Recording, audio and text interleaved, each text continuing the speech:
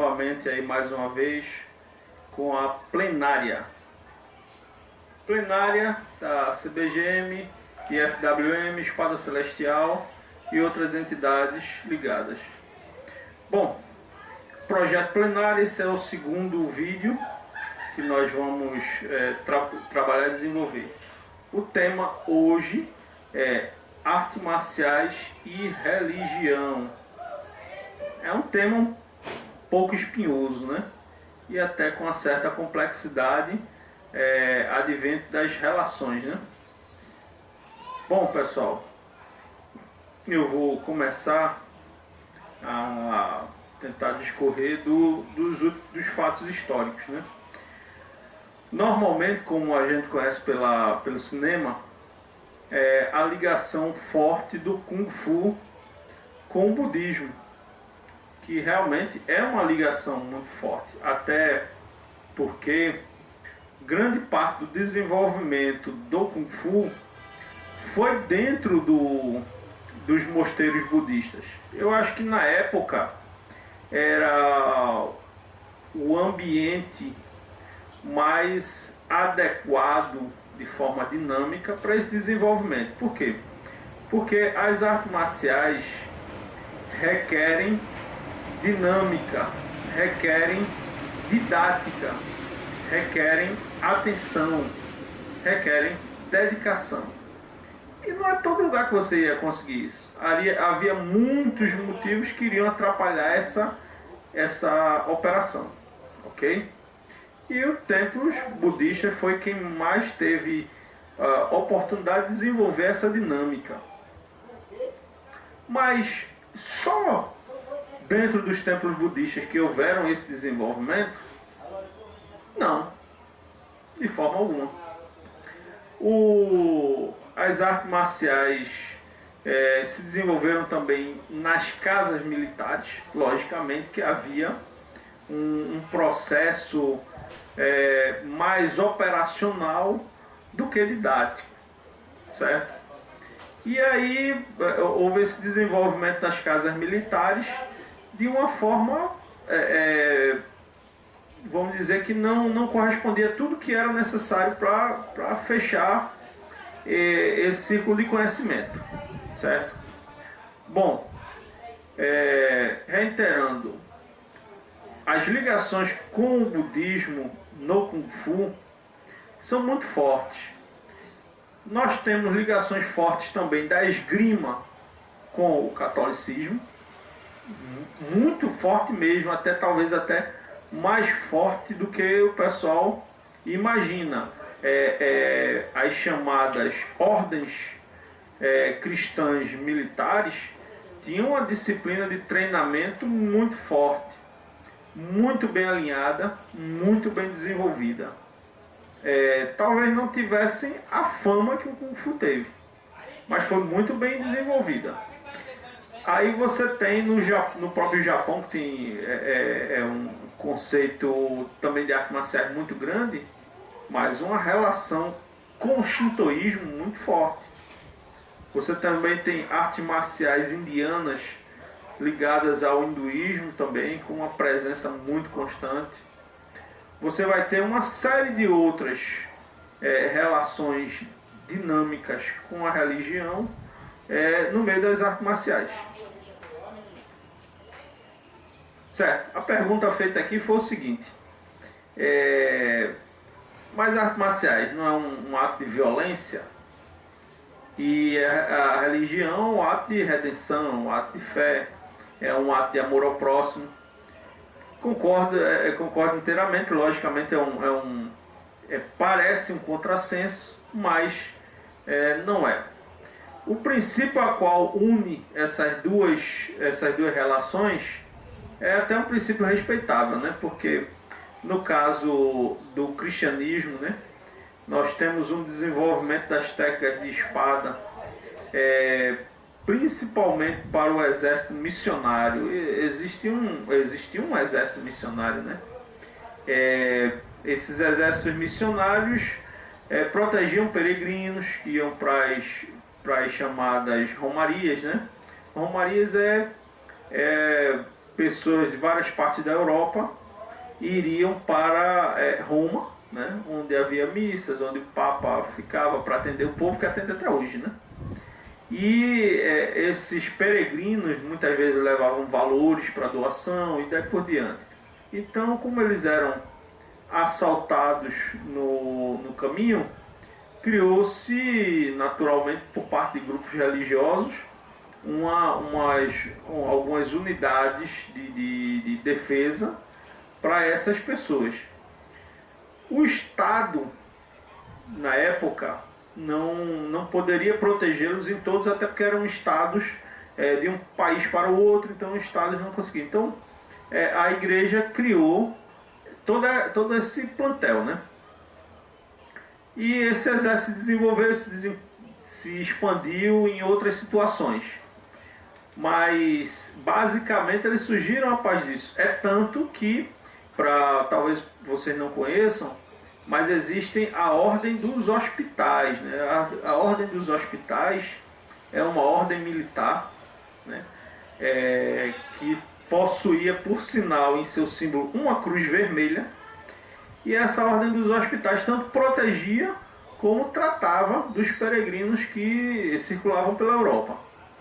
Eram praticantes de esgrima eficientíssimos. Não essa esgrima que a gente conhece hoje, padrão, mas uma esgrima mais pesada, mais rústica e de certa forma muito mais agressiva, né? Bom, a Ordem dos Hospitais fechou. Eu acredito que pode ser que haja alguma atividade ainda, mas não reconheço a presença dela de primeira hora.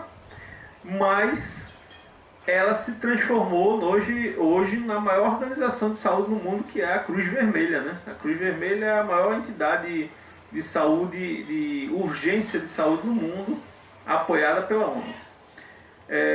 Voltando para mais detalhes sobre as artes marciais em outros locais, na Índia, no hinduísmo, há muitos deuses hindus extremamente militares e desenvolveram muitas técnicas de combate, até algumas foram utilizadas no desenvolvimento do Kung Fu e outra série de situações.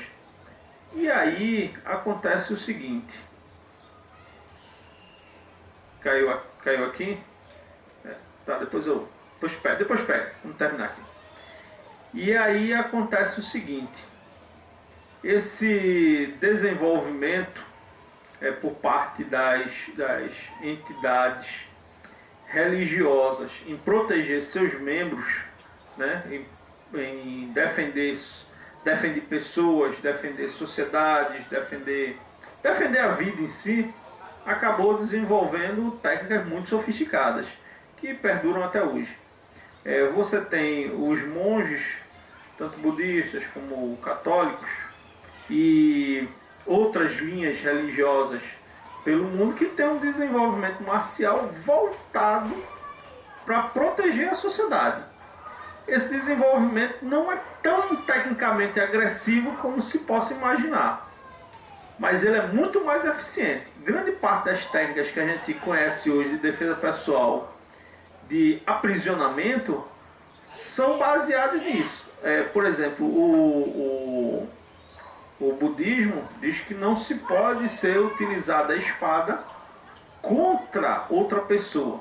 O monge pode possuir ou portar uma espada, mas não se pode utilizar contra outra pessoa. Então ele vai desenvolver técnicas mais sofisticadas para que ele possa utilizar a espada, dominar o oponente, mas não matá-lo. Já no caso da visão militar, ou da visão expositiva das artes marciais, é matar e acabou-se. Então você vai ter um aperfeiçoamento das artes marciais. Acredito que o budismo e a próprio cristianismo, hinduísmo e as outras religiões tiveram essa ligação com as artes marciais, apresentaram um princípio mais ou menos desse estilo, desse preceito, né, com relação as artes marciais voltadas para proteger as pessoas. E aí foi a sofisticação que elas desenvolveram.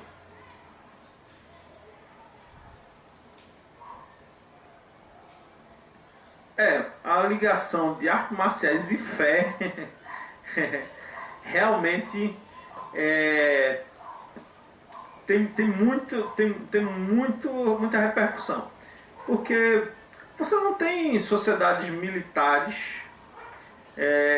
especificamente. Você tem sociedades unidas por algum motivo de força maior. Você tem o Egito. O Egito é uma sociedade militar, né, que dominou grande parte da África. E a fé egípcia era um negócio muito sofisticado. E aí o que acontecia? Determinadas pessoas que participavam daquele grupo de fé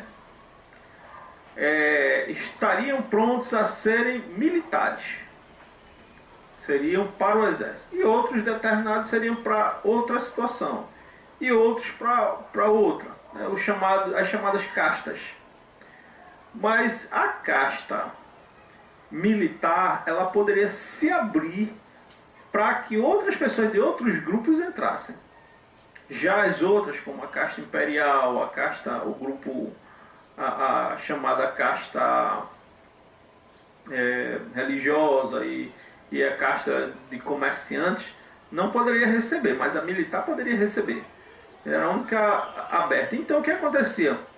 Os treinamentos eram diversos para todos aqueles que entravam, né? Há um conceito básico dentro da religião Sikh, né? Acho que a religião Sikh é do hindu, que todos devem ter a prática da dinâmica física, né? Por sinal, essa dinâmica física reúne as artes marciais.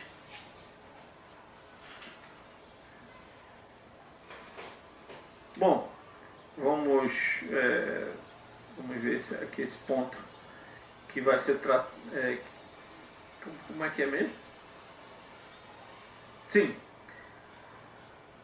Normalmente a ligação com as religiões, com o passar do tempo, foi se separando, certo? Especificamente, até porque outras pessoas de outras religiões praticavam a mesma atividade. Mas há princípios divulgatórios que se tornaram parte das artes marciais. Por exemplo, as artes marciais começam com cortesia e terminam com cortesia.